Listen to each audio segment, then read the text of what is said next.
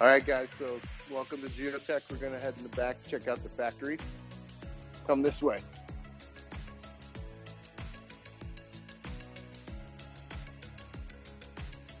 So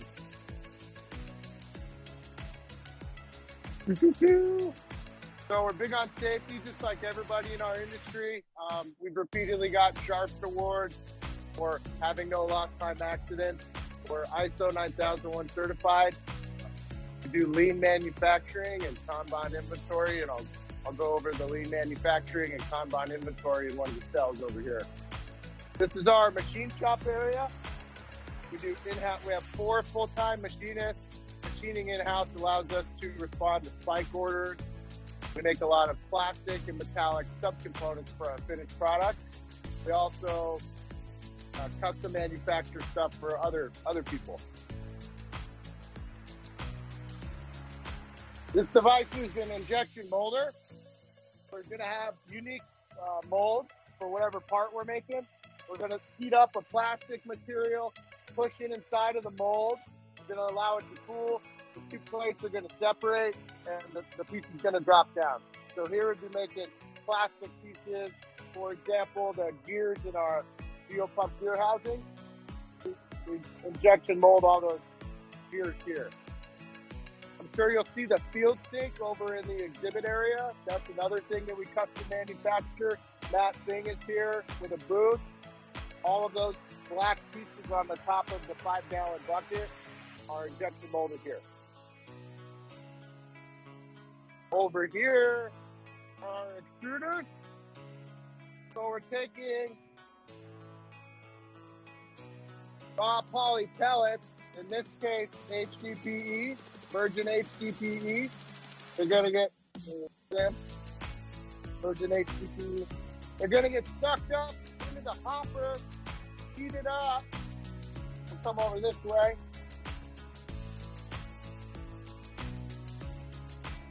And push through the mold. So we're going to make different IDOD tubes depending on what mold we put in there.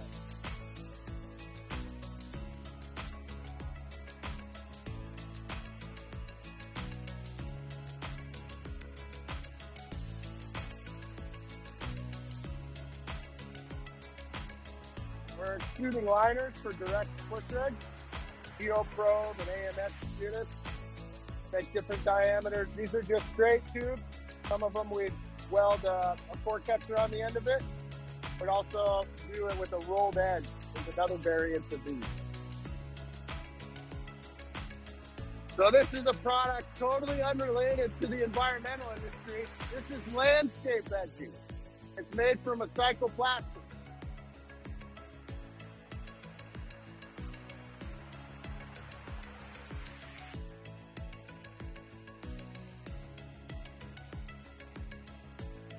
So in this area, we're making balers, which is the cheapest way to collect a groundwater sample, right? We extrude the tube, we injection mold the top and the bottom cap. We purchase the check ball in there, and then we're sonic welding the top and the bottom cap to the baler. So this product is where Geotech really started in the 70s. Leonard Mold and Die was approached by the USGS, and they wanted them to fabricate the parts to make a peristaltic pump after the Clean Water Act. So that's where Geotech got into not only machining stuff for this industry, but manufacturing a finished product instead of just parts. So this is the other very popular type of product for collecting a groundwater sample. These are bladder pumps. It's going to be deployed in the well. It's has to be submerged. It's going to fill up from the hydrostatic pressure. So the water's going to force itself in here and occupy the space inside. We're going to apply pressurized air to squeeze the bladder. So this is a PVC one. That one can lift water 250 feet. We also have stainless steel variants that can lift water up to 1,000 feet. A little bit about lean manufacturing and Kanban inventory. So lean manufacturing, everything is in this cell, including the written process step to make bladder pumps and GeoController probes. Theoretically, any of you could walk up, use the process step, have all of the tools and the components to make all these products. Right? So we want everything out in the open, labeled. I can visually see, hey, something's missing, needle nose pliers, right? I can go replenish that if something gets lost quickly. I don't want to pay somebody walking around the factory trying to find needle nose pliers. I'll buy 20 pairs of those, right, for every cell. Kanban inventory is a good inventory management system if you have consistent lead times, right? Which has been challenging through COVID. So, so if I pull the last one, I'll pull the card, put it in the to be ordered bin. Purchasing comes around twice a day, collects all these cards. This will tell them how many. So in this case, they need to order 100, the vendor that it's from, but they'll pull the part number up, generate a PO, and they'll get a date back from the vendor. The vendor might be the machine shop, right? If it's a metallic or a plastic component. So they'll put a work order in with the machine shop. They'll get a date back, bring it over here. This one said 620, must be late. But we'll have a second bin to use, and our system would tell us that we'll get this 100 from this vendor before we use that. So spike orders and variable lead times would throw Kanban astray, right? So all that stuff's for collecting groundwater samples. The other side of this industry is remediation, right? So we've identified that we've got an El Napo spill at this site. We need to pump the gasoline out. So we'll install remediation wells, maybe utilize something like this. This is our Solar Sipper product. This is, again, a pneumatically powered system. It's got a built-in compressor. And I'll show you guys the downwell componentry of this in a minute. This can be utilized to fuel from 7 wells. So it's based on timers, right? And again, we're using pressurized air to force the product to come to the surface. It would be going into a 55-gallon drum or some other sort of vessel. So this is that skimmer assembly. This one's a 2-inch for 2-inch or larger wells, and the other one I have was a 4-inch. So we want to deploy this. The middle of the oil-water interface is a good place to start. So if you deploy it in the spring and you know you're going to have rising water tables, maybe you want to deploy it a little lower so the oil-water interface is here. So as the water table fluctuates upwards, you're going to have some travel distance.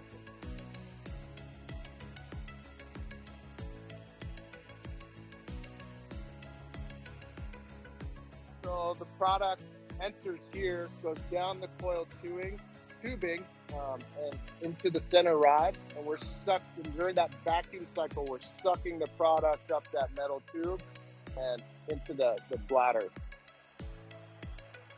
into the pump rather.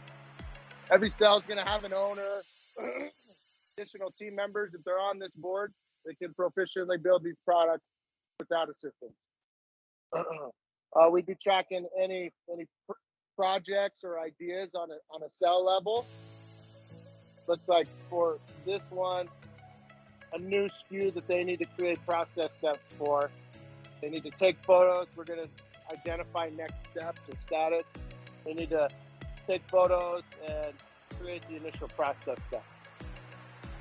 This would be where a cell user would record ideas. You know, if they've got ideas for improvement, that would be reviewed with the department manager and potentially reviewed with the senior management team if needed, if we needed to make some kind of change.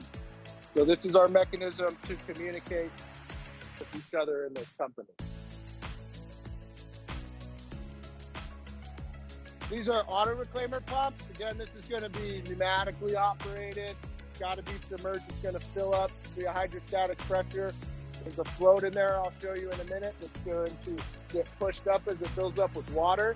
Open a valve, let the pressurized air in, purges the liquid into the discharge line. And again, we got a check valve here to keep the fluid from entering the pump again, and one on the bottom so when we pressurize it, it doesn't go back into the well.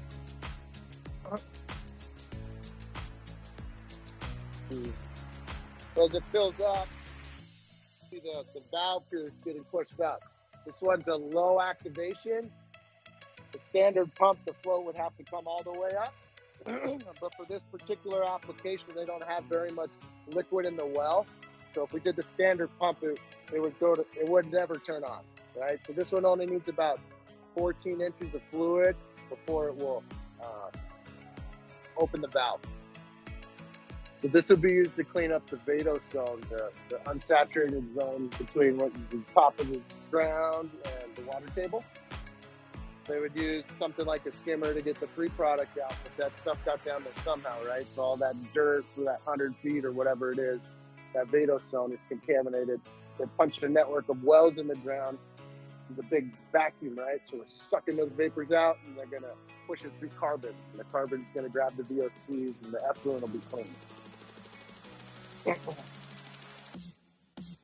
So another big industry for geotech is landfills. They're going to have some kind of pump, usually in a bullet shroud like this, right? So we're going to take a 4-inch electric submersible pump, or maybe a 6-inch, depending on how much flow they need. Like in the Carolinas, we furnish some huge 400 GPM pumps for a landfill because they get a lot of rain, right? If that leachate accumulates on top of the liner, it's like a big trash bag at the bottom of the pit, it'll penetrate it.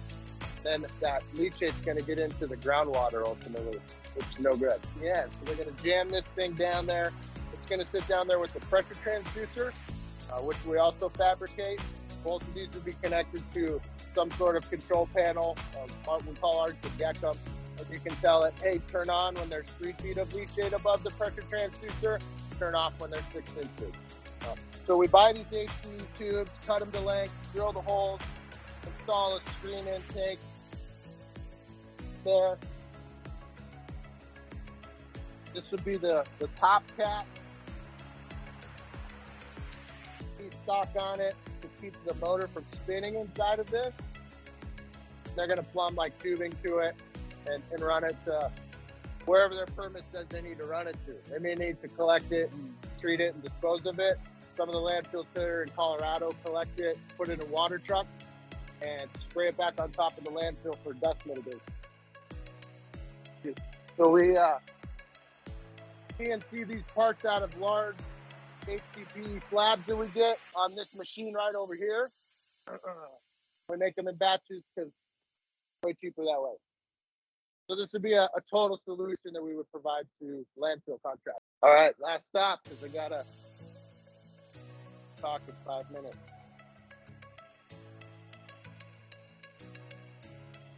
This is a product that we custom manufacture for Lycor, previously Anamamin. This is a weather station. It does wind speed, direction, velocity, barometric pressure, humidity. This one's not quite finished. But we do a flat mount and a full mount. Should have hot bus output going to a SCADA system, or product like the IECA telemetry units that we distribute for in North America.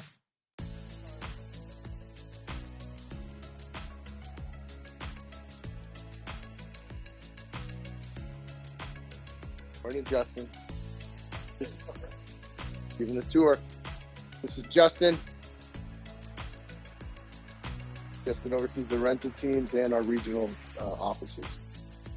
So you notice that the theme in here is very similar in the lean manufacturing, right? These are water quality cells, all things that you would need to, or I'm sorry, these are air quality cells. All the stuff you would need to calibrate PIDs, 4-gas meters, or similar products are going to be here.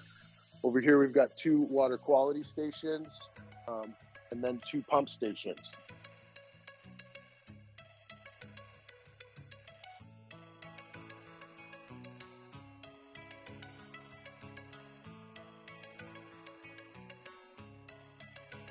There's our exhibit area, Field Days 2023. If you're virtual, we look forward to maybe seeing you next year.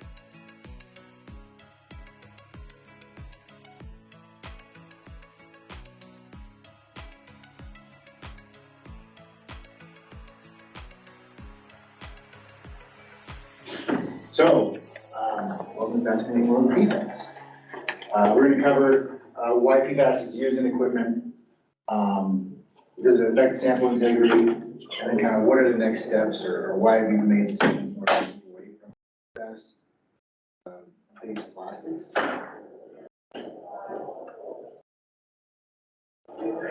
So most of what we've been using is Teflon. So it's PTFE or PFA. It's often a popular choice in environmental sampling due to the inert nature of it. So it doesn't break down. It's easy to clean. Nothing really sticks to it. And then it also holds up in those harsh environments too. So anything that's heavily corrosive, hydrocarbons, and then landfill has been pretty popular too. So the inertness is that, everybody kind of knows what that means, but it doesn't react with anything, which is kind of important future on the presentation, because a lot of the PFAS worry is that the equipment that you're using is leaching into the sampling and affects the samples. But really, what it is so the sample analytes are not being absorbed, and it doesn't affect the analyte samples either. So that means that it's non-porous in nature, and a lot of what we're doing is moving from this non-porous inert material into material that isn't quite as forever, I guess is the best way to put it. Next slide. Like I said, decontamination.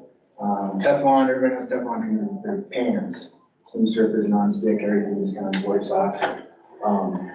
And so that convenience there has a payoff. It's sometimes believe that inert material will leach out and then affect your sample.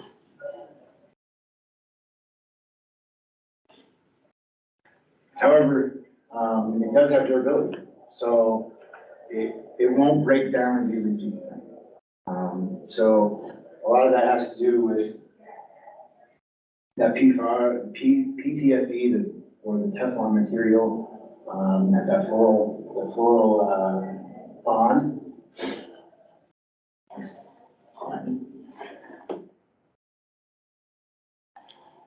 So the big question about this is, okay, so we know it's inert, we know it's durable, but are PFA and PTFE, the PFAS-based compounds that we use in these pieces of equipment, are they actually being analyzed for? Does anyone know what they're analyzing for in their PFAS sample? Anybody do? Well, not exactly all of them, but there's several different analysis and methods that can go up to 44 analytes. I think currently, right now, it's 1632. Anybody else know what exact compounds you're looking for? It's more to do with the chains, the carbon chains, and how long they are. And there's different methods that test for shorter chains and longer chains. So, what we found is that the PFAS compounds used in environmental products aren't necessarily those that are tested for environment. So EPA is really focused on the toxicity of the compounds, and then the environmental exposure of those. And the most common are the PFOA and PFOS. So AFFF, which is not the same as what we're using. And then Teflon, PFA, PTFE aren't allowed on the list. So do you want to bring up the website, EPA website? Sure.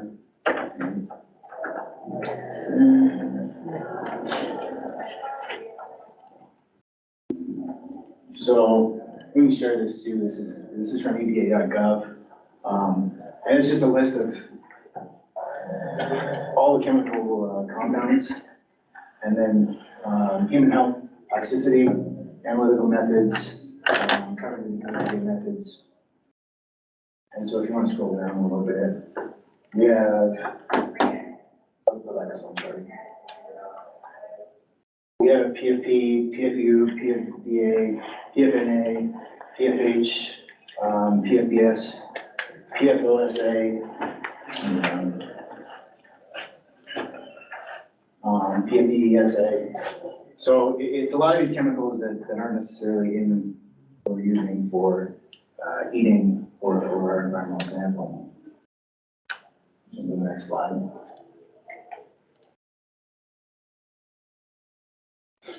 And so we really began phasing these out, these PFA and PTFE, not because they're not getting in the systems or not getting the samples, but really because of regulatory oversight.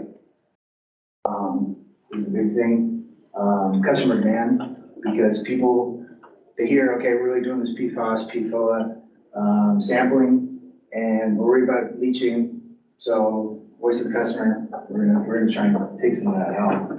And then also the risk to reduce the overall demand of these chemicals. So trying to be part of the solution, not the problem. So right now we've been able to provide PFAS-free sampling equipment on pumps, water level meters, balers, tubing. And we're always trying to come up with more ideas of how to take those Teflon, Viton-based products out. So if anybody has any suggestions, that would be helpful. But we're also offering those as well. So if you guys need products that have those still in them, that's always an option.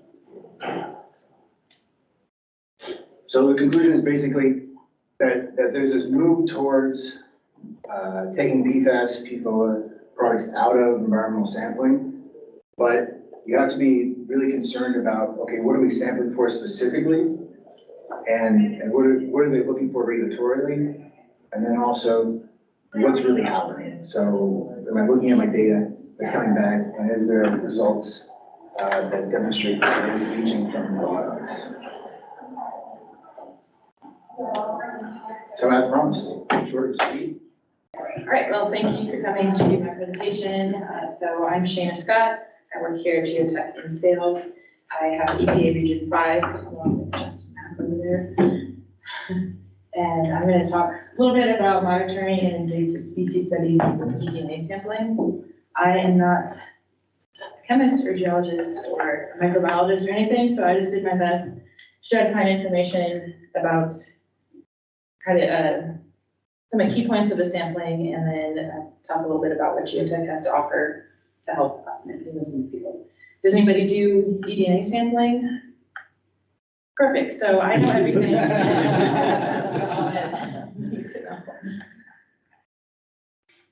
Right, so if you don't know what eDNA is, it stands for environmental DNA. So that is genetic material from organisms that sheds off into its environment. It can be mucus, scales, skin, just kind of anything of that nature. And then the sampling is obviously the collecting and then the analyzing of that genetic material. And then it can be done for various environments. You can get it from water, soil, and air. But we're going to focus mostly or totally on water sampling in this presentation. Okay, so the sampling process is a few different steps.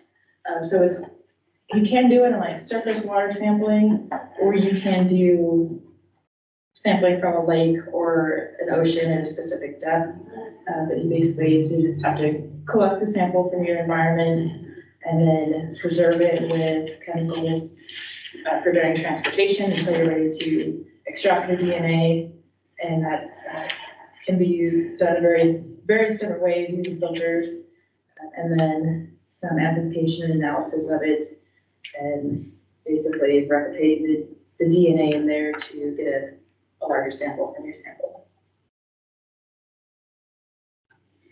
So some advantages of eDNA sampling is that it's way less invasive than traditional methods.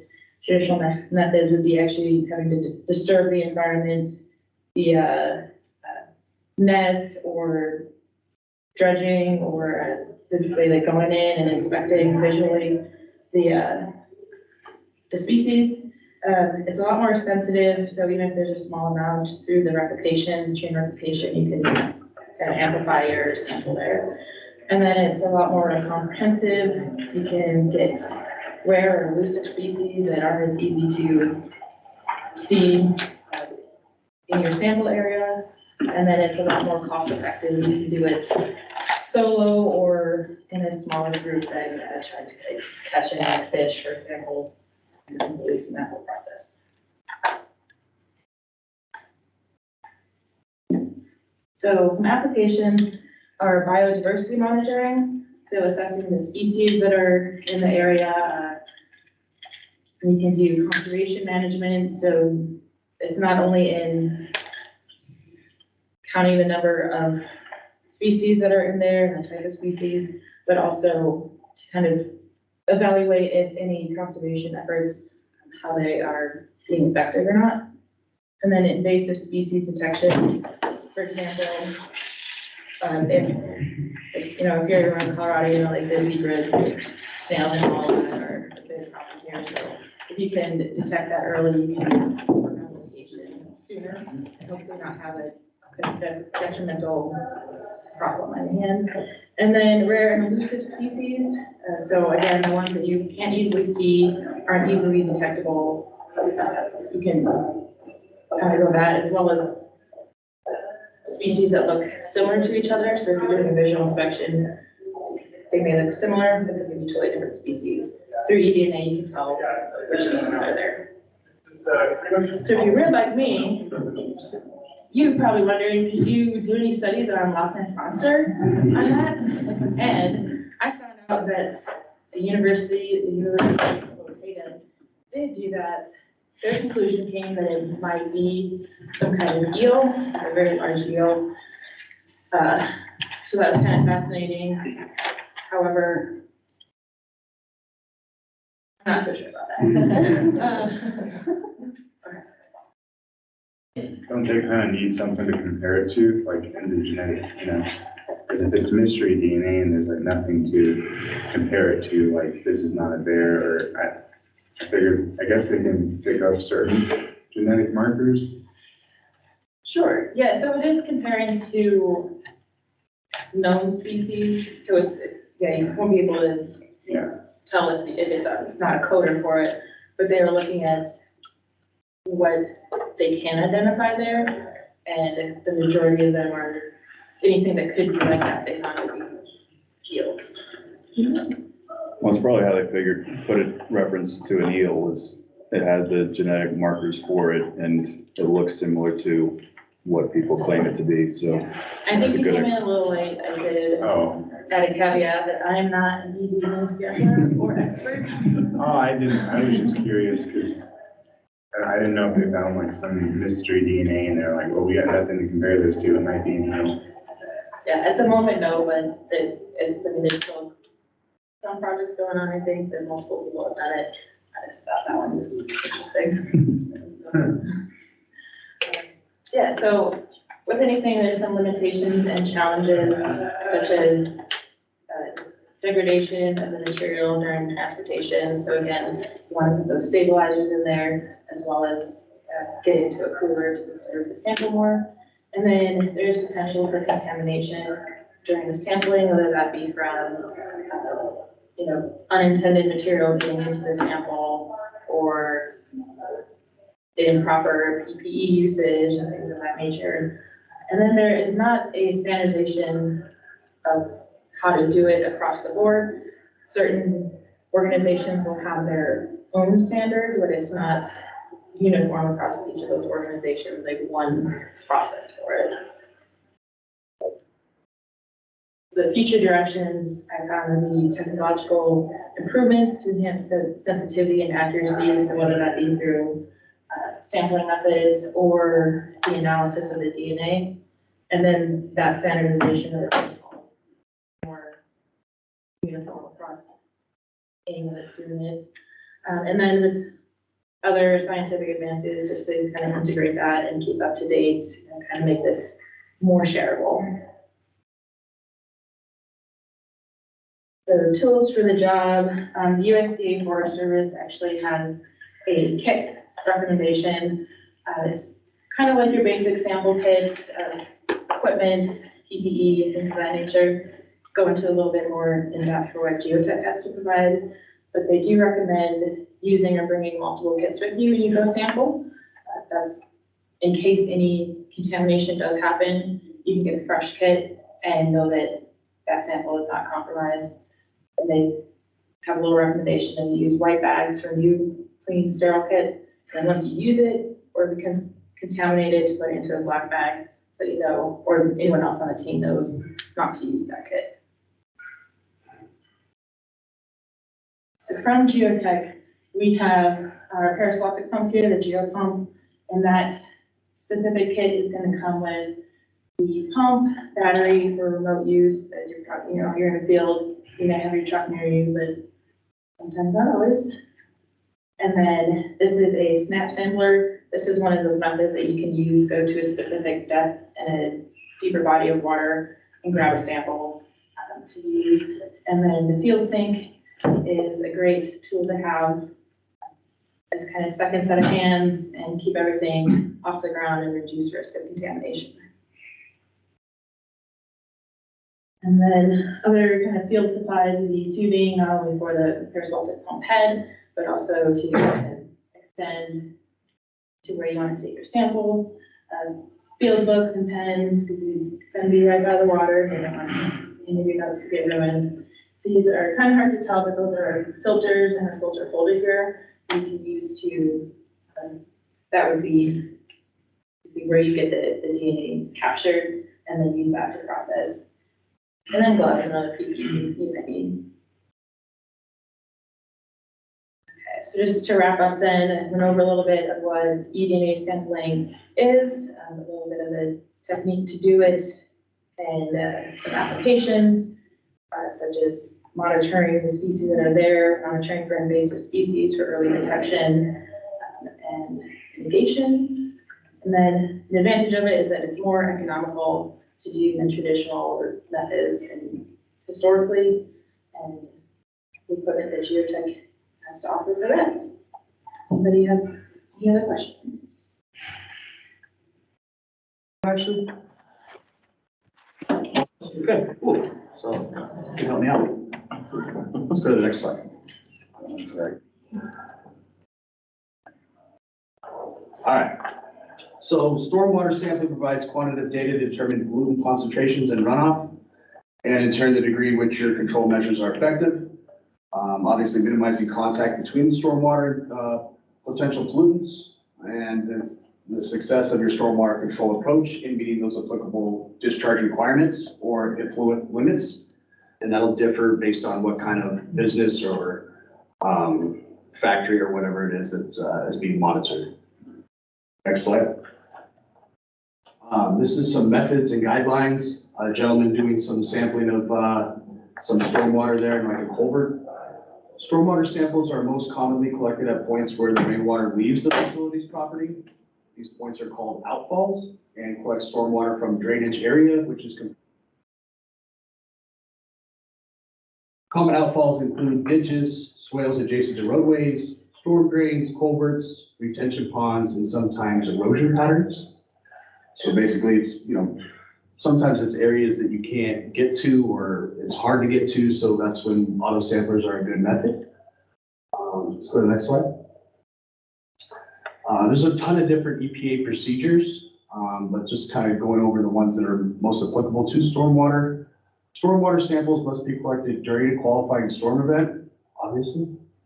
According to the EPA, a QSE is a rainfall event with greater than 0.1 inches of rainfall, and that has to take place over 72 hours of the last measurable event. QSE classifications can be state-specific, but are often classified using the 40 CFR 122.21. And if there isn't, if there is an event but it doesn't qualify for enough rain, you just classify it as that. Here is some nice pictures that I snipped of some industrial areas of where they would probably be sampling. Outlets discharging off-site from on-site stormwater detention ponds or other types of structural control measures. It is important to sample at the outlet source, as we mentioned, of your structural control measures, as opposed to the inlet of such structures, in order to determine the quality of the water after your treatment. Next slide. Contamination types. So there could be a number of different contaminants. Some of the common samples would be like total suspended solids, pH, oil and grease, like when you've seen sheens on like potholes when you're walking through a parking lot or something. You can kind of just see it visually, that Ellen apple. So like it says here, visual monitoring may take place for clarity, floatable solids, foam, oil sheens, like we talked about. Discrete or composite. So this is where most people are asked or want to know what the difference is. This is just a picture of a couple of different auto samplers, one that's made by Geotech, and then the other one down there. So discrete is more of like different sizes or just multiple samples. A composite sample is more of just this, single receptacle. So composite samples are collected in a single container and analyzed as a single sample representative of the entire sampling period. Discrete samples can be collected with an automatic sampler equipped with multiple samples. That's more like the YSI makes one that you can have different setups in there for different sizes of bottles. Ways to trigger the sampling. So there's a number of different ways that you can have that sample graph, whether it's based on maybe you have a pulse meter or a flow meter hooked up to it. So if that flow of the water changes, that'll trigger it to start sampling. Or you can even just use like a conductivity sensor. So when it senses any kind of water, it'll sample. Or you can go off of levels of the water, like if there's a transducer that's installed. So by using those communication methods with some of the samplers, they can have an input, to hook up to these other sensors, then that will tell it when to start sampling. Auto samplers that have inputs for communication with other equipment, such as transducers or flow meters that have fluctuation in water flow, or a conductivity sensor that senses it in water and will trigger it to sample. So like I said, these are all great methods. It just depends on the site or what they're doing. Parameters and frequencies. So this is kind of what I was talking about, depending on what type of building or business it is. Those benchmark limits will change. So sampling parameters depend on a facility's standard industrial classification or the SIC code, state-specific benchmark limits, and the receipt of water impairment. So like I said, it just depends on what type of building or what business it is. A facility's SIC code is often used to determine the benchmark limits. General stormwater permits will typically assign subsectors, like I said. So if it's chemical manufacturing, that might be different from metals or, based on whatever it is. They're just derived from the state-specific requirements. And this impaired water requirements, facilities that discharge through an impaired water body. So like if there's like a pond or a river that has, life in it, that would be obviously different as opposed to, someone that makes clothes or something. Okay, frequency. Sample collection frequencies depend on the state stormwater permit requirements. So in lieu of like analytical sampling, some states implement visual monitoring, like we talked about earlier. So it can just take place off of what they see. That's just a picture of storm manholes that you probably see on the streets. So this is things to remember. Review and understand your permits so you know what type of sample or how often. Obviously, always ship samples overnight and make sure they're arriving during operating hours of the lab so that all that work doesn't go to waste. Ensure you know where to collect the samples and procedures that are involved. Obviously, review the weather forecast and plan ahead. Also, make sure that you always, I didn't put that on there, but also make sure you always have the right equipment. So like whether it's going to be some kind of a suspension bar that you need for this sampler, if it's in a manhole, or, the stuff that you need to hook it up. Ensure that the sampling kits are packed with plenty of ice for your samples, and try not to scoop up sediment when collecting samples. I guess that's just more the verbiage that is used in the sample. Next slide. In conclusion, stormwater sampling and monitoring requirements can be difficult and different in each state. That said, auto samplers, whether it be discrete or composite, can be very helpful and a great resource for accurate representative data, especially in places you can't get to. They're really cool. Aside from just stormwater, you guys can use these things for anything. They were big back when COVID first started for tracking COVID. A lot of the universities were using them, tracking wastewater and where it's going. So it's a pretty cool instrument to use. Does anybody have any questions about? Good to go. I'm good to go. Okay.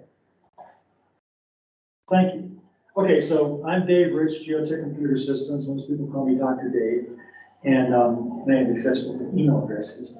And so I'm going to be talking about advancements in environmental data management display, although a lot of it is just as much the theory and the practice of it. But I cover new stuff as it comes out, just so the talk's not the same every year. And so let's see if this works. He just told me it's not working. We just got it working. There, I see. Probably. The pointer works. Try now. Using the arrow button too, right? This thing? Yeah, little arrow. All right, 1 second. Yeah. Yeah.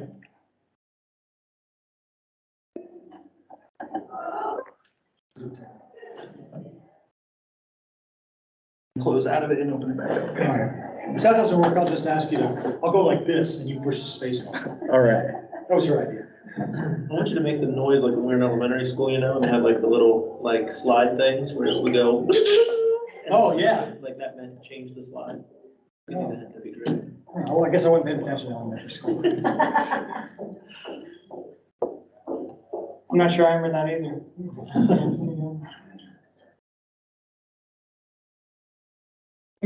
All right. All right, yay, we're ready to go. So, like I said, we'll do kind of a high level view of the data management process. And then, excuse me, setting up the database.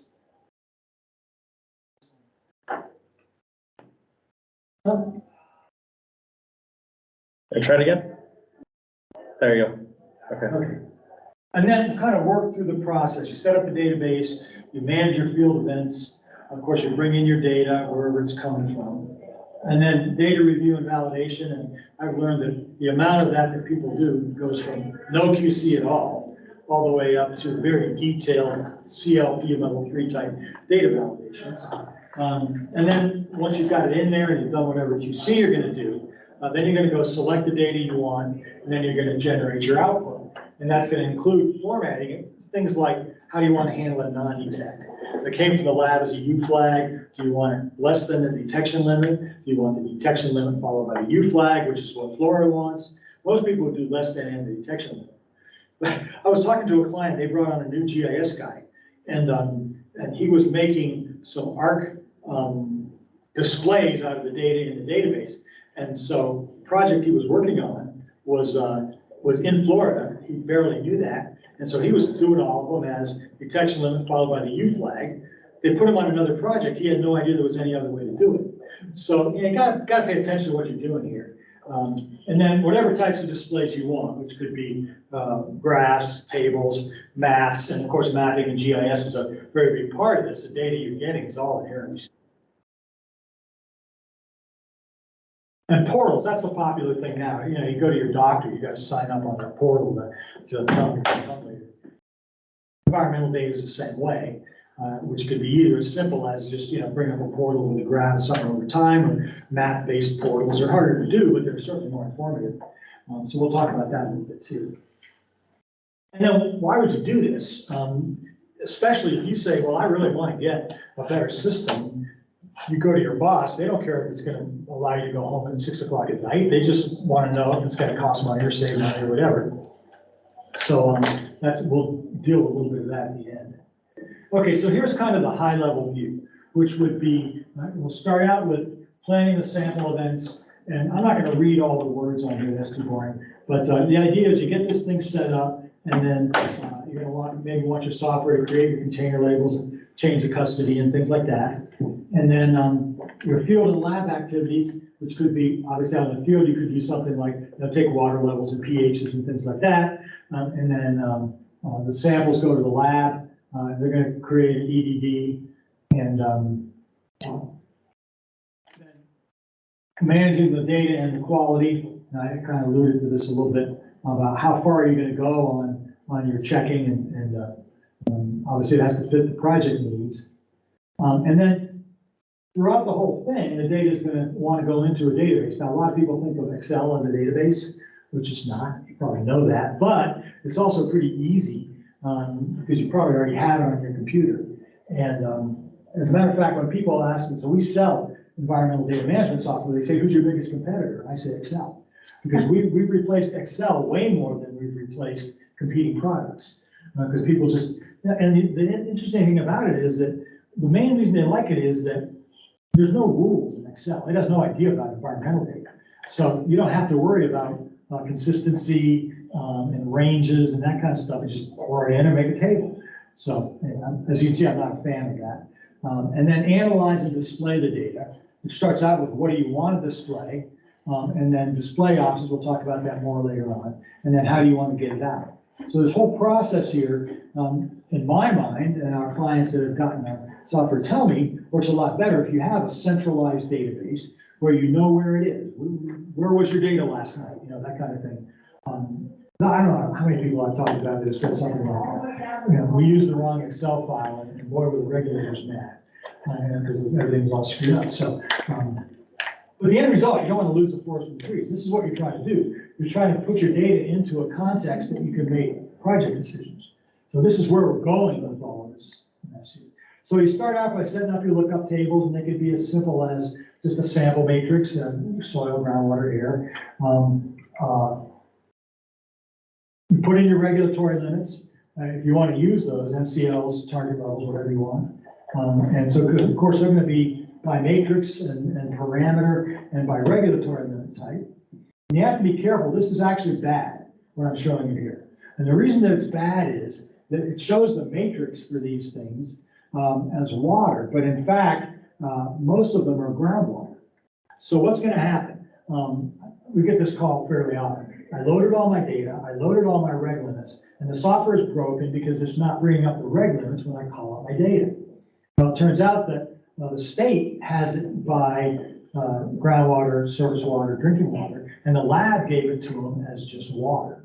So they don't match. To a human, oh yeah, it's the same thing. But to a software package, no, they don't match. So these are the kind of details you have to pay attention to. So here we're choosing a variety of regulatory limit types, federal standard, state standard, risk-based, residential, whatever. And then once you've done that, you've got your database set up. Now we're going to manage our field limits. So you can see here, we have some tabs here. And so we're going to tell it what locations we're going to sample, and then what parameters and methods we're going to have, that kind of stuff. And then we'll make the container labels, change of custody, things like that. And you can, what you can do with this chain of custody is they sell this paper that's like interleaved different colors. So you might buy some that's like a yellow, blue, green, yellow, blue, green, yellow, blue, green. So you make this chain of custody and print out 3 of them. And then one of them goes in the logbook, and one of them goes in the cooler, and one of them goes wherever the other one, shipping documents, and that sort of thing. So you can tie this into the work that you're doing. So now we want to bring the data in. So we're going to import, in this case, we're going to import some lab data. We've chosen our file type and format. Up here, we've chosen a file name, a bunch of other stuff you can do, but for example, here we just chose what format we want. And then we go to import the data, and we have a thing in our software that's called the import wizard. And it's basically to, as much as possible, minimize the garbage in, garbage out thing. And so we say the purpose of this process is to get it in cleanly, which means the quality you got from your data provider or better, and get it in quickly, which means easily overcome or avoid common problems. So what we have here at this facility called Rad Industries, the lab file has a station called MW14. And in fact, in the database, it's MW-14. It drives data management people crazy. Yes, Excel people don't care, because Excel doesn't know. To do it in a consistent way and take advantage of things like referential integrity, where, for example, I couldn't delete a station if I had samples underneath it, or I couldn't delete a parameter if I had samples that had that parameter. And I'll tell you a story about that. We did a big project a few years back, the large Air Force base, and it happened to be next door to an airport and near a big city. And so our client, the consultant, was tasked with bringing together all the data that had been collected on all aspects of this, including one very large state database. So we helped them pull all this in together, and they found about 10,000 records of data for which there was no matching entry in what they call the analytes table. We call it the parameters. Some big numbers, 100,000 of something. We had no idea what. And so clearly what had happened was, presumably whoever built the database knew that you had to tie those together, but it makes it too hard to get the data in. You got misspellings and all that kind of stuff. The heck with it. Let's just take out those relationships and put it all in there. And who knows how many hundreds of thousands of dollars that data would have been worth, or even more importantly, the health impact of not knowing that 100,000 over there by the elementary school, you don't know what it is. So anyway, it's important to set up structures that help you with that. Of course, the human error is always going to be there.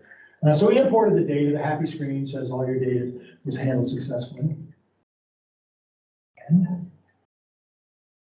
And then we have a thing called the activity log that pops up and it says everything is imported. And you can type at the end how to fix MW14 again or something like that, because defensibility of the data is really important on a lot of projects. So the plume is moving towards the elementary school. You want to be able to document what you have done with all of that data. We didn't just pour it in and forget about it. Yeah. Sorry, that was my phone. Okay. I was looking, I thought it was that thing in the middle. Can that thing talk to me? No. I can only talk to it. Yeah, I mean, I could unmute people and they could, I think you might be able to hear it, but we're not doing that. Okay, so then the next thing is data review and validation. So that means a lot of different things to a lot of different people. Data review could mean, yeah, it got in there, we're done. Or on the other extreme is something like this, which is a module that's based on an EPA CLP level 3 National Functional Guidelines validation. And since the DOD and DOE are also doing their own validation initiatives, which started out as National Functional Guidelines, but they've given a lot more detail on it and all that. And so they're requiring on their projects to do this type of calculation. So we're going to have duplicates, we're going to have matrix spikes, we're going to check holding times and all that stuff. And of course, it varies from project to project, but the end result is it's going to be flagged somehow. And here the user is telling it what tests they want to run, and there's a much longer list, and you can turn them on and off and that sort of thing. And then suppose that holding times is failed. It's going to be a J for a detection and a UJ for a non-detection, or maybe some people they'll do J1, J2, J3, so you can tell which of those failed. And the end result of this will be a decision about suitability for use of that data. And there's kind of a change in the thinking of that, especially on the DOE side. It used to be that they would have chemists that would validate the data, and they would choose what data they wanted to reject. Okay, so we have a 24-hour holding time, and it was 17 days, or whatever it was. We're going to reject that. Well, the DOD and now the DOE also said the determinant of suitability for use is a project decision, not a chemistry decision. Consequently, the validators will now mark ones that they question with an X flag, and then the project staff goes in and determines whether that X gets changed to an R flag. I was down at the EMDQ conference in Florida a couple of years ago when they announced this, and boy, did those chemists go crazy. I mean, it was like they were going to break their rice bowl because they were no longer in charge of deciding that benzene is not good enough to use. But that's the rule. And we got lucky because obviously in the database, you have to have the lab flag, you want to have the validator flag. But we already had something called final flag, which is where that other one's going to go now. But people complain about, oh, my database only has places for 2 flags. We got lucky on that one. I'd rather be lucky than smart. I really think I would. All right, so here's the end result of one of those kinds of things. So we can see here, we've got some information on each one of these is a result. And then these are the ones that have failed. So this one failed the matrix spike lower control limit, and it shows the percent recovery and that kind of stuff. So, and then whoever's making the final decision of suitability for use will look at that and say, well, we're going to J it because it's estimated, or we're going to reject it because it's crazy, or whatever. Yeah. And this just is an example of a typical output from the validation tool, some of which the humans answer, and other ones the software answers because of different calculations told you what it was. So This is, some people call this an e-checklist. It's very pretty, but I'm not sure people use it that much. I think instead, what they'll do is just draw attention to the ones that are problems. We have a bunch of reports to do that as well. So, okay, so now we have built our database. Now we're going to retrieve our data and hopefully do something useful with it. And so this is a form for selecting your data. And it's kind of built around the hierarchy of the database. It's sites, stations, samples, and analyses. And so we've said that, at this site up here, I want these locations and these dates, and I want sulfate or whatever. So you fill this out.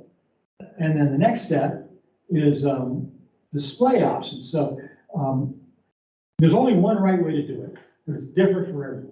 That's what I've learned. So what we've got to do is give people the options that they need for, and there's just, some of them are listed over here, regulatory limit values and flags. That's where you're going to, is it a UJ or, no, I'm sorry, is it a less than 0.01 or is it 0.01U? Unit conversions, a lot of times you get data in different units and you're making a graph, you better put them all in the same unit. Or even worse if you're doing statistics. How you can display your dates. Do you want dates or dates and times, which is kind of a mess in Microsoft software. They combine the dates and the times into one field, and it can cause some problems. Not the least of which is what are we going to display? Calculated parameters are for things like we're out in the field and we measure a depth of water. But what we really want is a water level elevation so we can make our potentiometric surface map. So on the way in, it'd be nice to be able to just subtract that depth of water from the elevation of what we call the station, in that case the well, and automatically have it calculate that.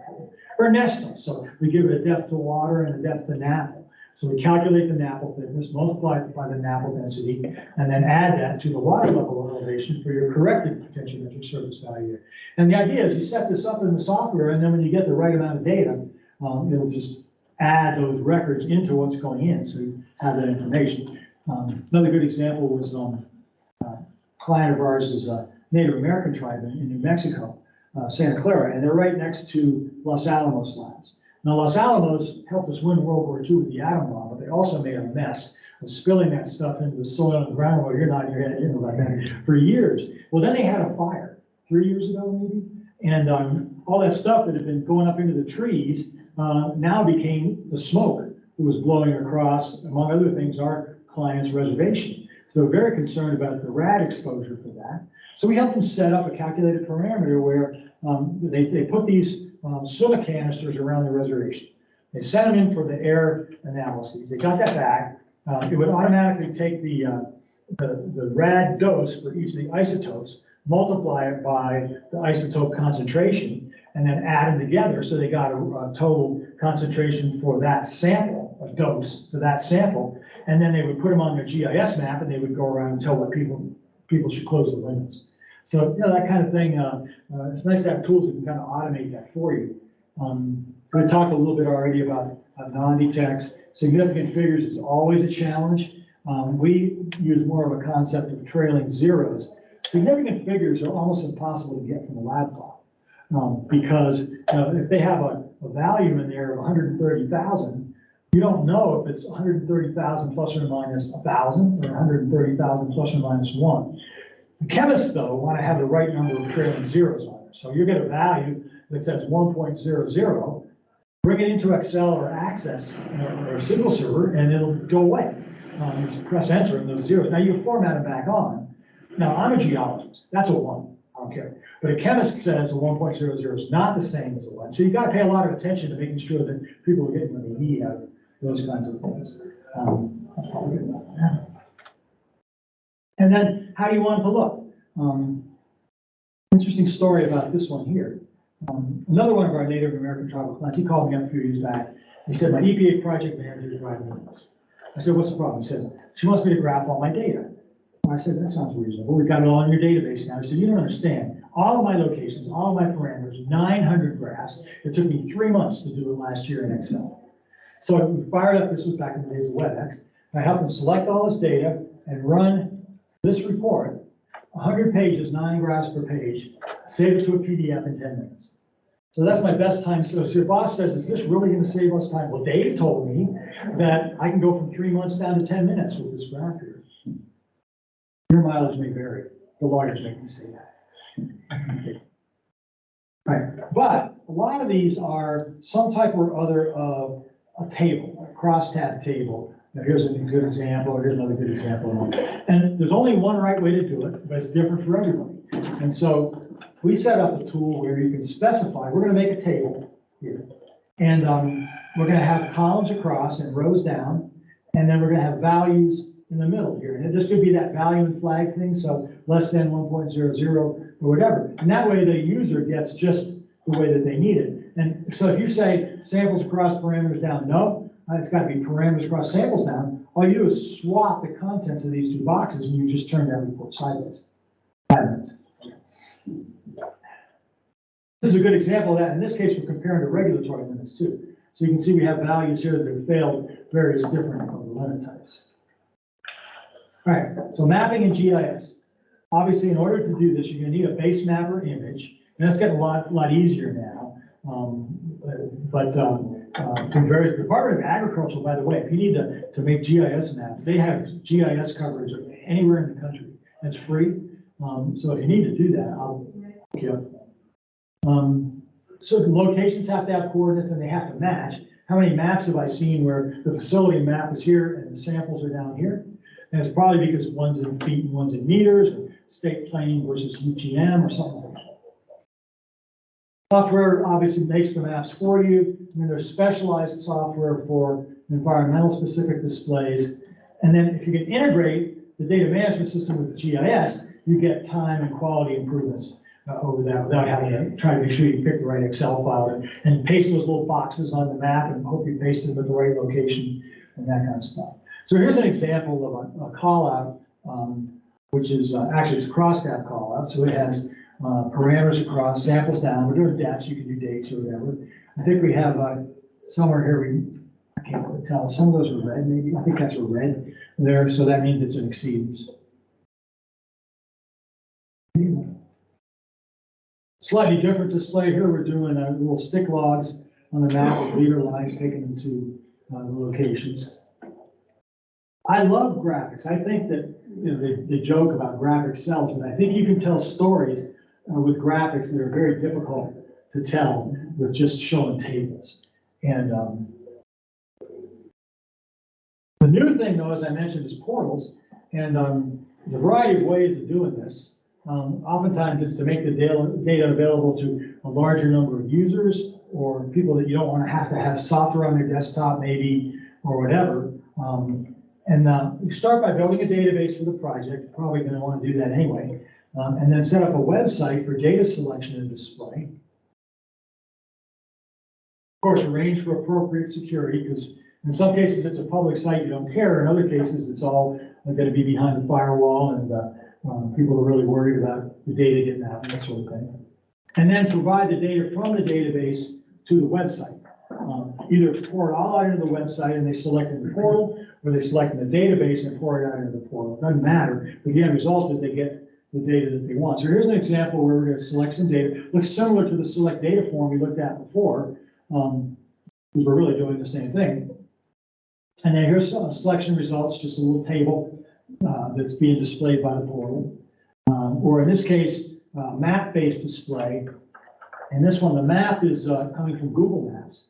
You can put Google Maps on one of your websites. You rent it for like $12 a year. To Google Maps, and everything goes on top of that. You have to be careful about coordinates. Or obviously graph over time, or tables with data. This is one that we did. Each one of those is a soil barn, some of which are maybe 10 feet deep, maybe 10 samples in there. And this one property has, I think, over 1,000 soil barns on it. And remediation by investigation, is that what they call it? Where you put enough borings in there, there's nothing left. That's what this is starting to look like. So why would you want to do this? Benefits of better data management. To decrease your overhead. I'm not going to read these because I'm probably down to 2 minutes. Yeah. Lower operating costs. Oftentimes you can, instead of having the high-priced scientists making your tables, you can have a tech make the tables. Increased efficiency, I already told you, the story about, Laguna. That's this one down here at the bottom. So a variety of reasons. And some of our clients have been able to take a good data management system and turn that into something they sell to your clients. Does that sound familiar?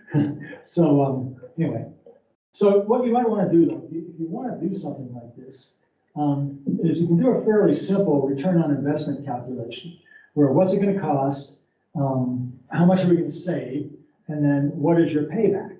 And obviously ROIs are never this simple, but gives you an idea of how you might need to present it. If you have to convince your boss to buy something like this kind of thing can probably be more value to them than showing some wizard in the map.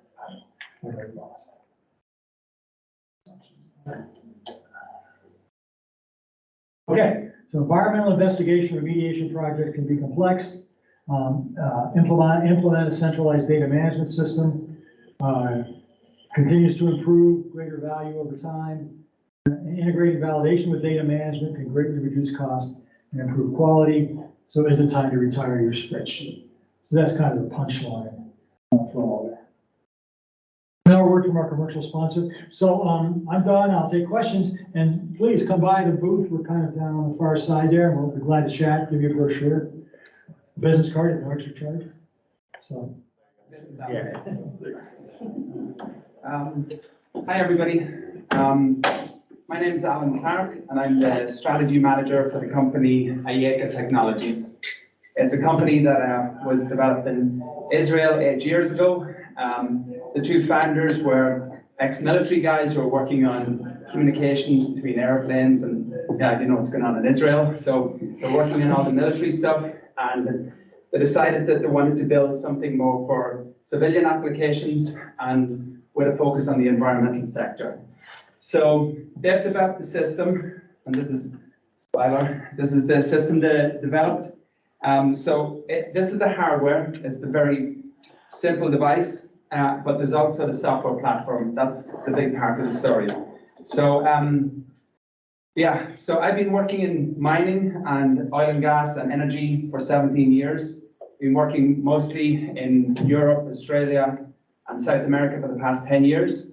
About 4 years ago, I met this company while I was working in South America in the mining industry. I was working with data loggers from maybe 6 or 7 different companies. I was working with PLCs, data loggers, all sorts of systems to try and get my clients' data from the field to where they could make decisions based on that data. So found these guys down there, and I said, wow, this is really convenient equipment. I really liked it. I used it down in South America for a while. I sold my company 2 years ago, come up to the US, and they took me on as the strategy manager. So here I am today, right? So my presentation today, it's related to this equipment. I wanted to be more educational about the industry in general. There is some references to the equipment, but if you got questions on the particular equipment, I'm gonna love to answer them, right? So first of all, why we measure data, why we need data, where are we today with measuring data, the synergy between AI, IoT, and telemetry, all the buzzwords of this last couple of years. Let's build an intelligent network. We can do that today. It's pretty easy. Cloud versus on-premises, depends on the client's needs. Unlocking the power of AI, summary, and questions and answers. So data in context, there's some, we look back, what we can't measure, we cannot improve. So we're all working in factories, industries, working in different industries. And if we can't measure it, we really can't improve it. And an example is, like you might be doing insulation in your house. You do all this work in your house. If you don't have a baseline of how much energy you were using before, you could go out there and spend $20,000 in your windows. You don't know if it worked. Like the salesman said, it's good, but if you don't see your bill. So what we cannot measure, we cannot improve. Like that, maybe with Geotech, we're doing remediation on a site. We got a site that's all polluted. We got all this fancy equipment taking the pollutants out, but we're not measuring how much is coming out of there. We don't know if anything's working. So it's very important to measure, obviously. We're drowning in information, just like the last presentation said, lots of information, but we need to put it into context, make it easy to digest and make it easy to understand, and get it in front of the right people to make the right decisions. And without data, you're just another person with an opinion. Like you go into a room and you say, I think, you know, say that to a bank manager if you're looking for a loan, I think I can make enough money next year to pay my mortgage. No, they're going to look for data, right? So very important. And one of the last ones, in God we trust, everybody else must bring data. So that's typical in the industry, right? So it goes without saying data is important. So why do we need data? It can improve people's lives. If we know that there's toxic gas in the air, yeah, we can do something about it. We can put more air ventilation.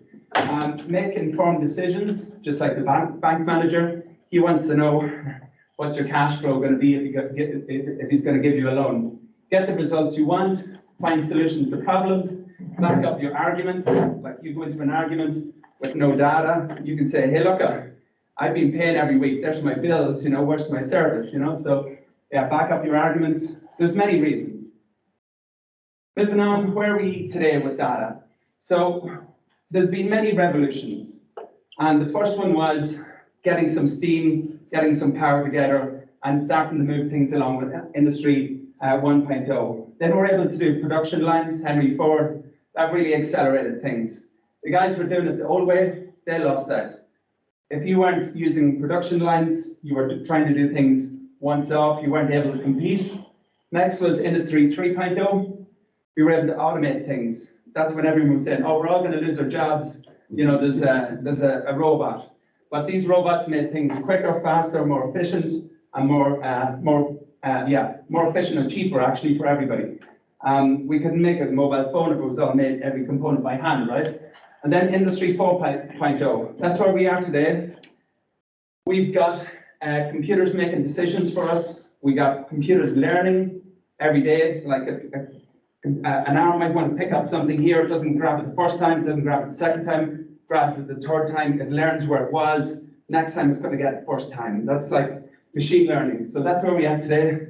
And unfortunately, it's looking like that's where we're going to be going tomorrow. When you read into AI, it gets pretty scary, some of it. Yeah. And yeah, I've made some stories on that later on.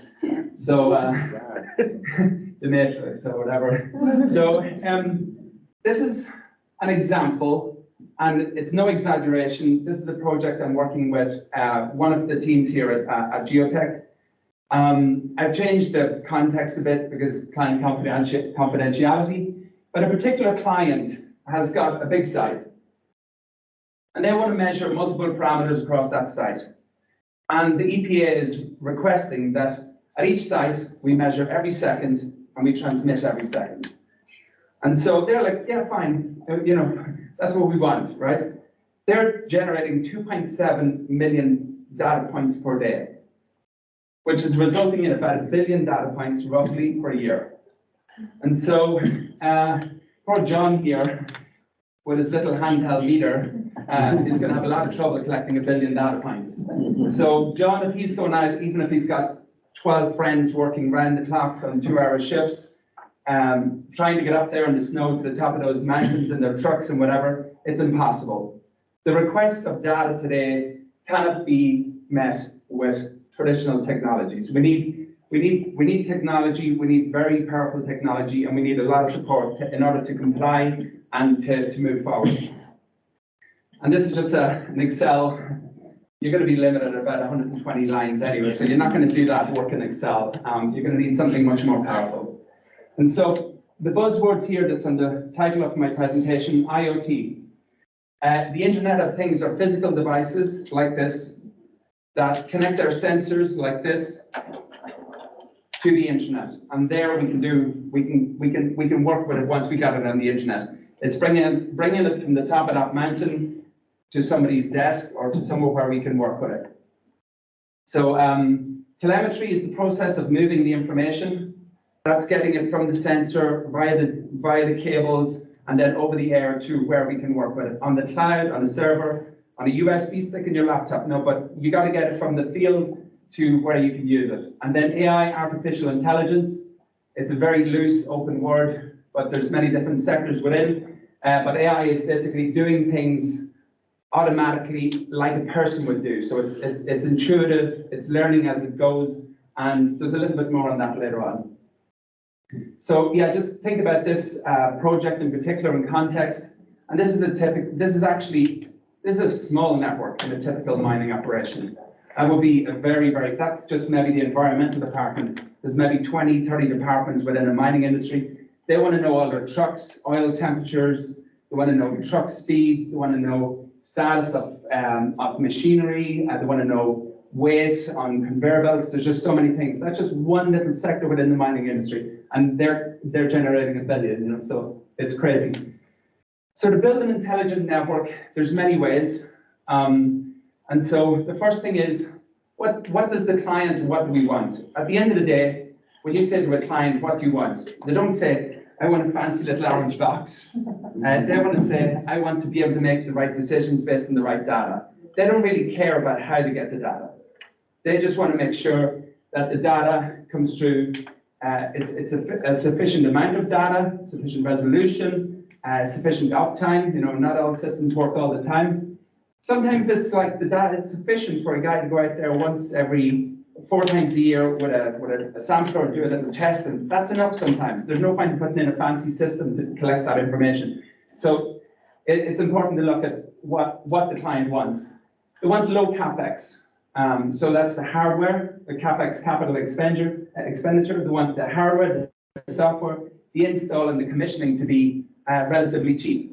You can have a great system that's really, really powerful, that's really excellent, but if the commissioning requires, 6 guys that come from all over the world to try and program it and keep it going, and they're on the phone every day trying to support you and how it works, at the end of the day, it might be nice hardware and software, but if you can't commission it and use it, it's going to be useless to you. And then, yeah, low OpEx and maintenance, spare parts, all that must be accessible.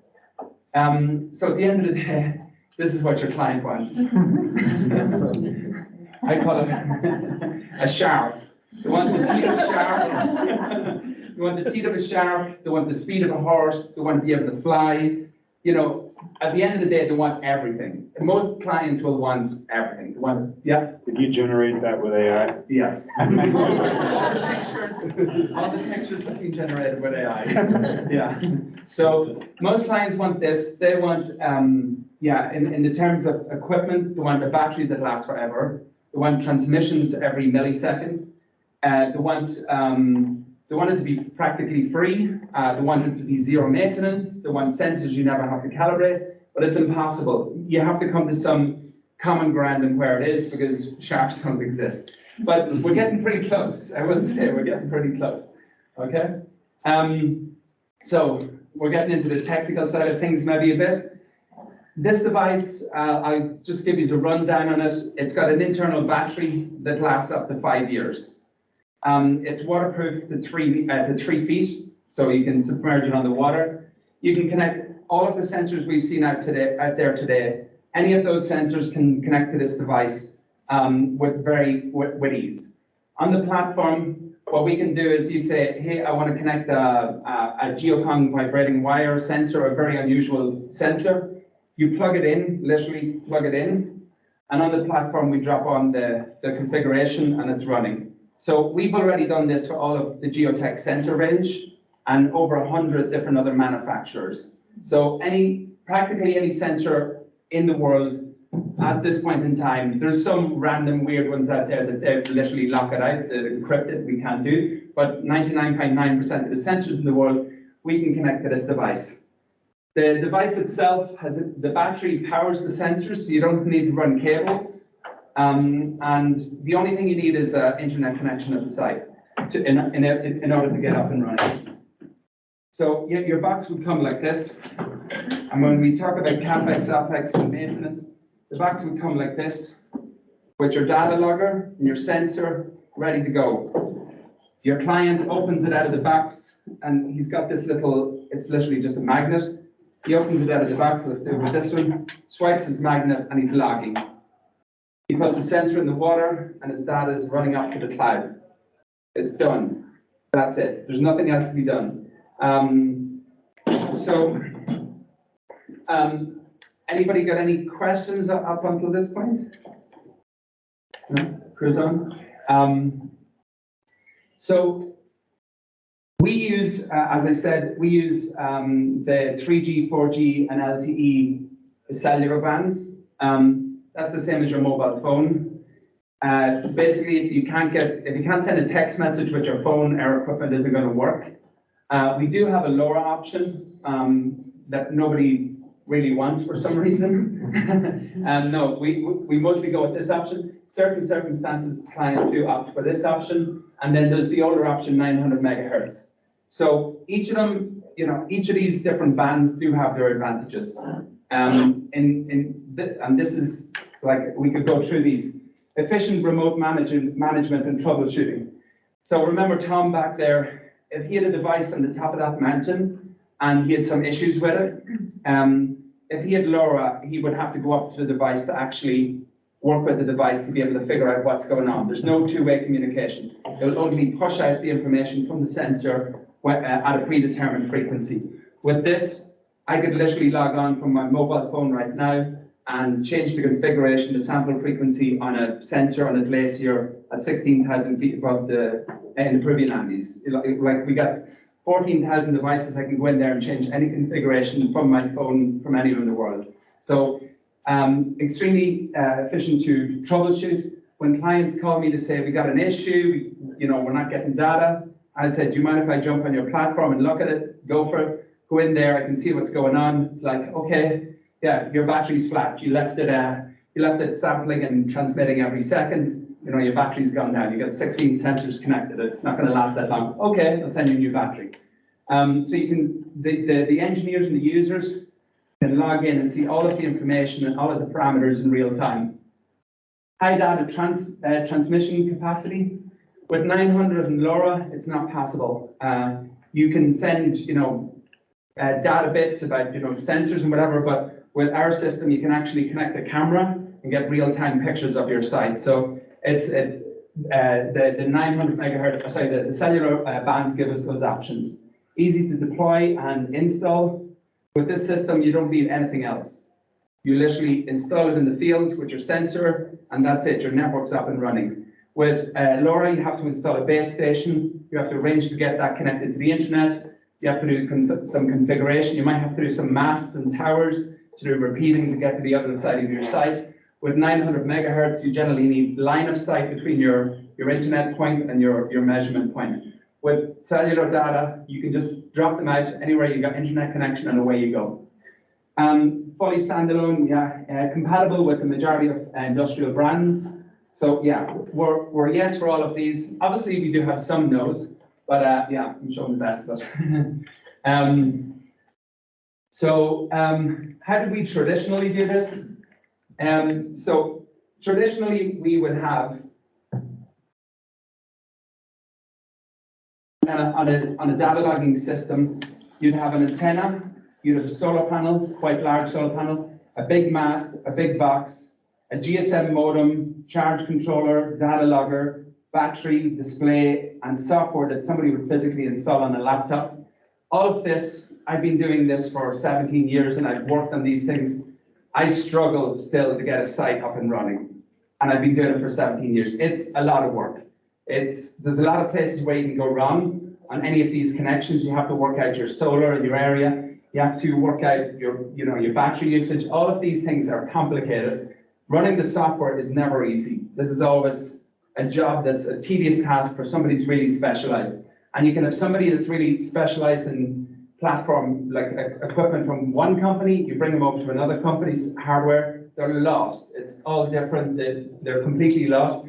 Okay, they get up to speed maybe pretty quick, but yeah, with ours, everything is in one box. So everything you have here is in here, and the software, instead of it being a CD you install on your desktop, it's in the cloud like Facebook. So you're provided with a username and password on a card inside this box. You take it out of the box, you log in like Facebook, and there's your data. So it's extremely easy to use. And so you're cutting out here all the costs associated with going to the field, fault finding, configuration, all of this. Even if you want to change a sensor, you've got to send somebody up there with screwdrivers. You might have to get an electrician to turn off electricity. It's complicated. So a little bit more about the hardware. It's got an internal GPS. So when you deploy this, it shows you where you are in the world. You can see where your data is coming from. There's no like, oh, which site's data is this? The GPS shows you exactly where it's coming from. It's got an internal antenna. It's waterproof to 3 feet. NEMA 6P means you can kind of drive across it with a truck. There's big trucks here in America, though. A smaller European truck, let's say. Internal battery lasts up to 5 years. 3 drive contacts. That means, for example, the guys over there, RKI, they were interested in, for example, if the air quality gets bad, let's make an alarm. Put on a siren, put on a strobe locally. We can power a strobe and a siren locally for that application. 4 analog inputs, yeah, they're all the geeky figures, but you can connect any sensor on the market, up to 16 sensors on the market. We've got a mobile app, works with iOS and Android. All of the communication protocols, integrates with APIs and SCADAs, hosting options on cloud and premises. I go into that later. Cybersecurity, it's kind of the same cybersecurity standards as credit card transactions, which are data. This is the latest in encryption, so it's super secure. And then powerful AI-assisted data management. So moving on, this is what we're kind of dealing with a lot of the time on sites. We've got lots of manufacturers out there building really great sensors that are really great for their application. And they've got their own software and they're very dedicated to pH or water quality or level. But clients don't want to have to log in, say on that mining site where we had all those, where Tom was with all his sensors, they don't want to have to log into the RKI site, the Pulsar site, the A, B, C, D, maybe 20 sites. They need 50 laptops open to be able to see all their information. What they want is to be able to bring it all into one place, and we provide that functionality. All of the information from every sensor can come into our platform, and we've got all of the calculations on the back end to be able to display that information as they'd like to see it. Not only that, what we offer is sufficient in many cases, in not all cases. With the bigger clients, if you go to Coca-Cola, if you go to Newmont, they'll laugh at you with this. It's not enough.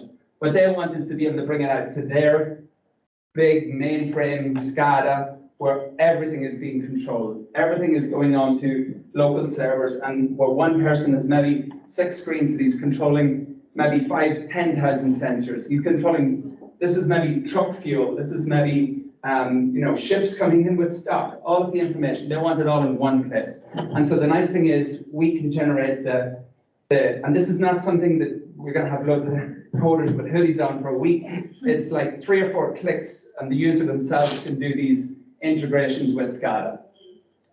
The cloud versus on-premises options, everybody's got their preference. Cloud options are great because your information is fully managed by the provider. In this case, it would be us. We manage your cybersecurity, we manage your updates. It's our responsibility if the data's lost, you can't get access, we sort it out for you. If we do an on-premises solution, by default, it's on your server, and you generally don't want to connect it to the internet, otherwise you would have just went with the cloud option. So an on-premises solution, it's not so scalable. If you want to put more sensors, you got to, IT, can you put another server down there, or a hard disk is filling up. So the on-premises solution, there's issues. Scalability is difficult. Accessibility, it's really hard to share information with the outside. Like some people working from home, you might have had problems logging into your dashboards or whatever during COVID. That's some example issues, and it's not as cost effective. The pros of cloud options, totally scalable. And you can say to me, it'd be great, I want 10,000 units tomorrow. I could go, right, if we were looking at on-premises solutions, I'd have to start looking to buy loads of servers. No, it's just literally Amazon will build it out for us. It's automatic practically. They will scale automatically for us. We work with Amazon Web Service side. Accessibility, it's easy to find anywhere, cost effective, yeah. And in any case, why not have both? We have both options. We can do a hybrid, and the nice thing with the hybrid option is your data goes to your personal computer, your personal server. We don't see it, we can't access it, we can't help you with it. But when you want support with the configuration or changes to how the equipment works, we can do it over the cloud. So that's it. Let me see. Yeah, no, it's not actually. So artificial intelligence, machine learning, and deep learning. And this is our guy here who did introduce herself. He did the back end on the AI, which is pretty cool. So we're somewhere between deep learning and machine learning, how we do things. And I'll go into it a little bit more. This is one of the cool features of AI. So with data, we've got lots of different types of errors. We can have flat lines, missing data, erratic data, a big jump, maybe that somebody pulled the sensor out of position, a drift when maybe sediment is building up in a sensor, or irregular samples. All of these things are costing companies a lot of money, according to Forbes, $600 billion a year, but poor data is a nightmare for everybody. Everybody who's dealing with poor data has problems. What our system does with AI, it literally looks at all your data using like what a human does, checking through it, looking over it, checking stuff over, and it flags to you everywhere it believes that there's an issue. And it flags it over time, the amount, and the type. And these are the different types of data issues. And so you can go in here, you can click on one of these issues, click on here, and then you're presented with this. This is the actual issue. This is my data problem. So we see that there's a flat line on the level. And so if we're looking at, maybe this is flow of water into an irrigation pond or something like that, if we say, oh, we need 27 gallons a day on average, if we use this data, we're going to have a problem here, right? But we do one click with our AI. Literally, we just click on here, and based on machine learning on everything that's happened in the past and all the trends, it drops in the data for you. And that is the best fit based on multiple statistic analysis. Yeah, our AI guy can explain more later on. Yeah, so this 27 gallons per day turned out to 34 gallons a day. At this point, our roses are about a foot deep in water. But anyway, so in summary, data measurement is vital for growth. We have experienced significant revolutions. If you don't keep up with the revolutions, I think your company is going to struggle to fall behind. The challenges of today's data collection are extreme. We need IoT, AI, and lots of solutions to sort it out. Clients have very high expectations. They want sharps all the time. There's no silver bullet. Our solution is great in many circumstances, but it's not the silver bullet. We need the great sensor manufacturers out there to give us good sensors. We need AT&T to keep us with a good internet connection, all that sort of stuff. And Geotech has off-the-shelf packages that fit most of your needs. So as I said before, any of these devices can be put together by Geotech and sent out in a box for you to drop into your application. If it's one, it's easy. If it's 1,000, it's also easy for us.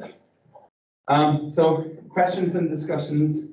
I'd love to hear your questions. From Akwareed, Sales Director. I travel the world, go to lots of different countries selling our equipment, working with our distributors and talking about our products, and that's what I'm going to do today. So, aims of my presentation are to introduce two new products. So we have a in-well modem, which works directly with our products, and we have a Bluetooth device, which is here.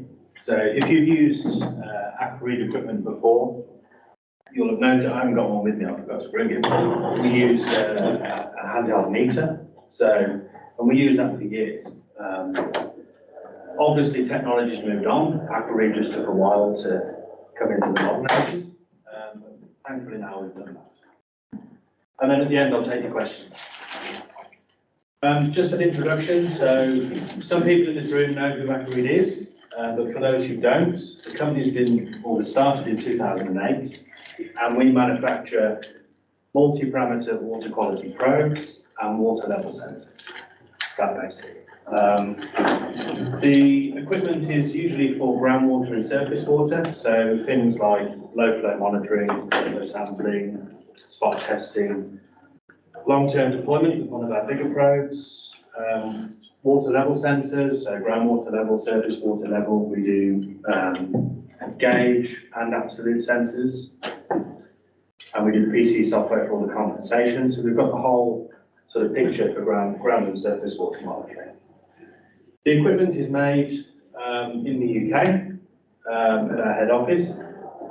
All of the equipment, including the sensors for the water quality probes, is our design, which is rare. Most of our competitors, some make their own sensors, some don't, some buy them in from a sensor manufacturer. We make our own, so I guess that's a unique feature. And we've won a few awards over the years, and we've got a presence in over 50 countries. So we're growing in North America. That's one of our focus areas through Geotech and others. We have a strong presence in Southeast Asia, and obviously, given the fact we're in the United Kingdom, which used to be part of the European Union, we're big in Europe as well. So we've got a decent spread over the world where our products are. Our water quality probes, these are our standard parameters. So all of these here, we make the sensors, and then you can fit them to any one of our probes. This one here, which there's a slide on this in a minute, this isn't sort of a long-term, this is a new probe actually, and this is designed for long-term water quality monitoring. So if I just take the sleeve off, you can see the sensors on there. So this is just a demo probe, so these would normally have other sensors in them from this list. And you can fit these sensors yourselves, so you don't have to send it back to get them fitted. You can fit them at any time and change them around if you want to, or do whatever you want. And this one has smart sensors, so the calibration is stored in the sensor and not in the probe body, as with the old that gives you just an idea of the equipment and the sensor list. There we go. So this is the Pro series. So these couple of slides are just to give you an indication before I talk about the new products. So why is this important? Well, for a long time, Aquareed made products which look like this, and they had no smart sensors. So the calibration data was stored in the board at the top end of the probe. What does that mean? Well, I guess you already know what it means. The calibration data was only ever in the probe, not the sensor, so you couldn't swap the sensors around between probes. So some customers might have multiple of these because of the price, and they'll have multiple locations which they go to.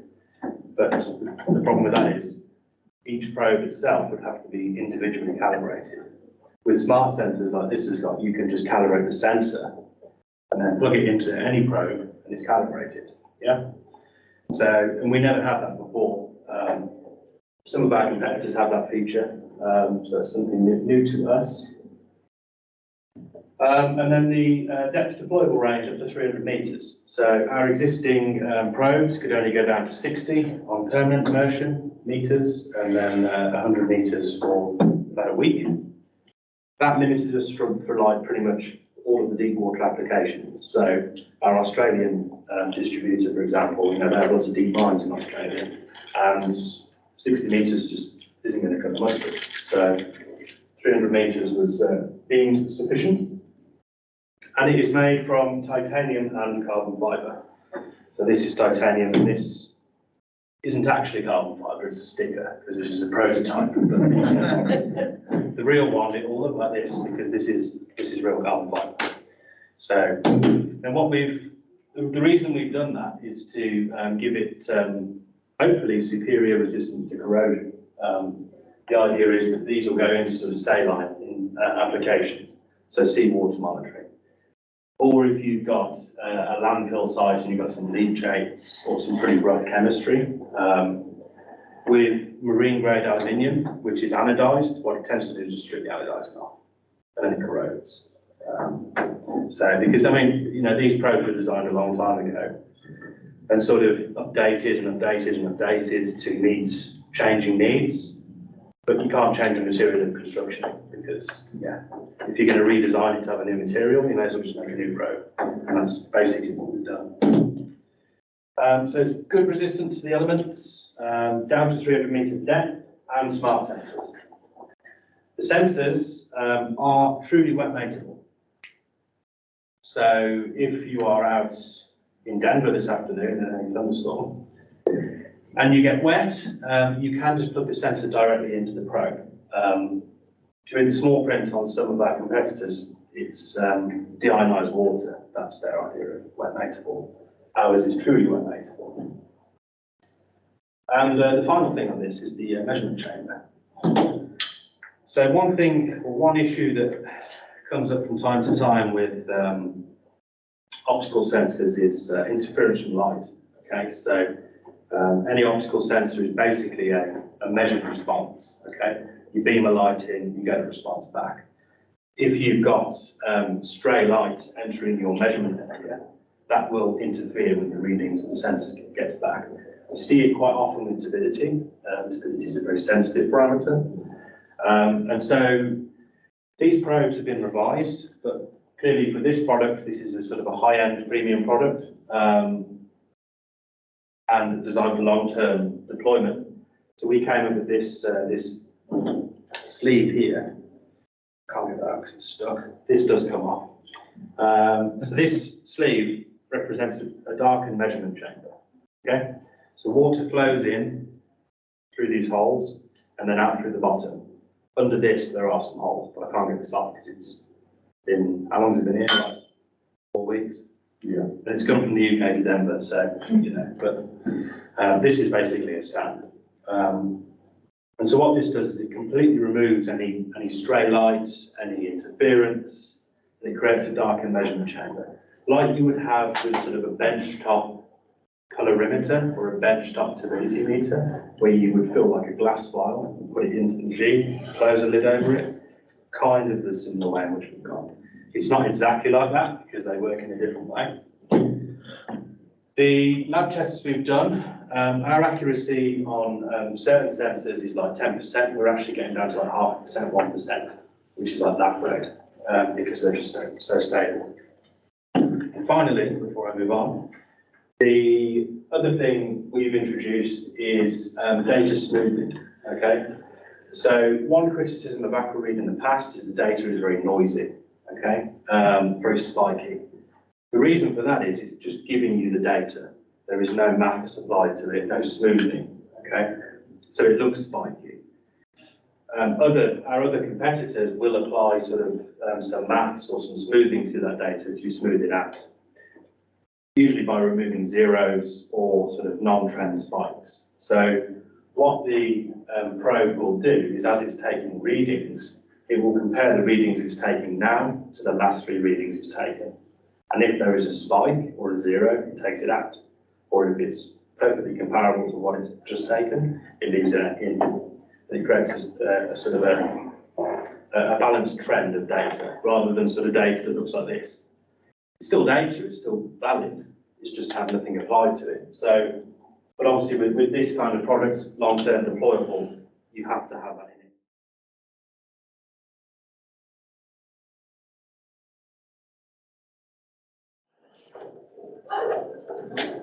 So, my name is Rafael, I'm quality control. Like I was saying, we are a family-based company out there in Brazil. The company has been out for 30 years now. My mother started, I work there, my brother worked there. We have 50 employees now, and 53 in fact, and we manufacture water quality instrumentation, turbidity, colorimetric, chlorine, fluoride. We have both portable and online. And today we're going to talk a little bit of colorimetric measurements versus ISE measurements, which are the most common type of measurements for water quality monitoring in both field, lab, so applications are really wild. So introduction to water quality assessment is crucial for ensuring safe and potable water. Let's begin with the ISE method, which is very well known all over the globe, and it's widely used in analytical chemistry, biotech, water, wastewater monitoring. It's a very good method, in fact. It gives you a lot of precision, but especially when you use ion strength solutions. So it works like an pH electrode pretty much with an ion selective membrane. Ions penetrate that membrane, changes the electrical characteristics of the electrode, and then a current, millivolt current, it's produced, and that millivolt current, it's directly proportional to the ion concentration for that specific ion. So you have different ion selective electrodes for different ions. Measurements pretty easy. It's just accomplished by putting the electrode in a sample. But if you want more accuracy, like I said, you need to add solutions to it. Because of that, it's a less ideal methodology for field use. That also depends on how much accuracy you want. Many companies like YSI, Xylem, they have it in Accurated, they were just presenting here. They have sensors with ion selective for field analysis, but precision is around 10%, 5% sometimes. If you need more accuracy, more precision with that, you gotta go with the colorimetric analysis. Ion selective is not complex, but it's a little bit trickier to calibrate because you need to be in a lab environment and all that. You cannot do that in the field. It's not recommended. And the cost of ownership, a complete set from $1,700 up to $3,000 is more expensive. For field use, you can get even more than that. Consumables are quite expensive because the electrodes are expensive. And that's for colorimetric analysis. That's why colorimetric analysis, it's widely used, has some advantages. So beginning with colorimetric, Beer's law describes that a solution with a concentration, let's say an X concentration of an analyte, depending on the reagent you add to it, the concentration will be proportional to the color produced by this reaction. So if you input a light source to a sample with reagent inside, some of that light will be absorbed by the reaction, by the reagent itself, and we can measure the exceeding light, and then concentration will be proportional. The concentration will be, I lost the word in English, proportional to the absorbed light. So we are here measuring absorbed light, right? This is an example of a nitrate colorimetric solution. So you can see color is increasing in this case, and concentration is also increasing. So with the colorimeter, you can easily measure this color increase. For some analytes, like fluoride, for example, it's the opposite. The higher the fluoride concentration, the lower the color. So it's a reverse curve, okay? There are various types of colorimetric instruments. Mostly used are the visual colorimeters and, like this one's, the portable colorimeters.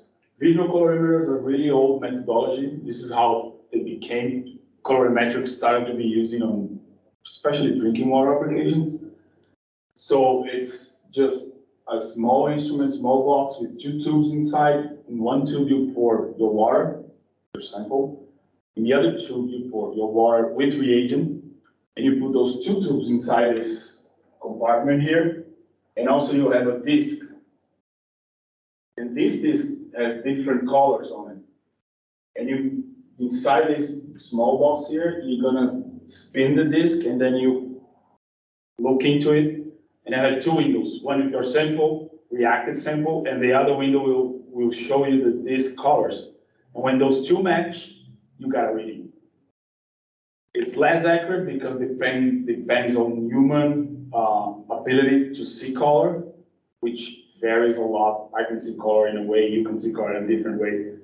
So it's very human dependent, but it's reliable and can be easy to be used on the field. So water companies, drinking water companies all over the globe, they still use this a lot to make sure chlorinated water gets to houses on the expected concentration. It doesn't require standards for calibration because the disc itself, it's the standard for this type of reading, okay?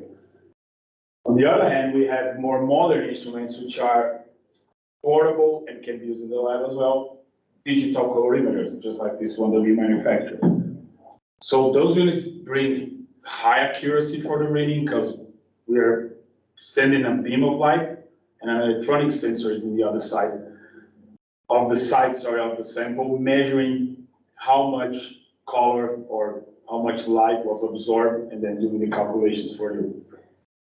It's easy to use, and there's no human error.